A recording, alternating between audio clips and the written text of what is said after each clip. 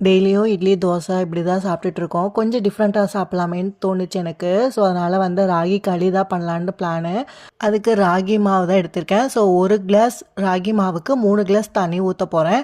First வந்து அத split பண்ணிக்கிறேன் தண்ணி வந்து. ஃபர்ஸ்ட்டு 1 கிளாஸ் ராகி மாவு எடுத்துட்டு, 1 கிளாஸ் தண்ணி ஊத்தி நல்லா கட்டி இல்லாம கரைச்சிக்கிறேன். அதுக்கப்புறமா 2 கிளாஸ் தண்ணி பாத்திரத்துல ஊத்தி, தண்ணி சூடானதுக்கு அப்புறமா நம்ம இப்ப மிக்ஸ் பண்ணி வச்சிருக்க ராகி மாவு நல்லா பீட் பண்ணிக்கிறேன்.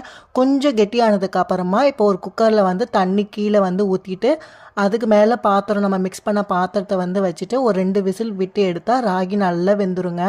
இது நீங்க அடுப்புலயே வச்சு கூட ஒரு 10 நிமிஷம் கிண்டிங்கன்னா போதும். பட் இது வந்து கொஞ்சம் ஈஸின்னு வச்சுக்கோங்களேன். கை வலிக்காம நம்ம பண்ணணும்னா குக்கர்ல வச்சு ஒரு 2 விசில் விட்டு எடுத்தோம்னா நல்லாயிருக்கும். எனக்கு கொஞ்சம் கொல கொலான்னு இருந்தா தான் பிடிக்கும். ஸோ, இதுக்கு வந்து பார்த்திங்கன்னா, கறி குழம்பு, கருவாட்டு குழம்புலாம் சூப்பரா இருக்கும்.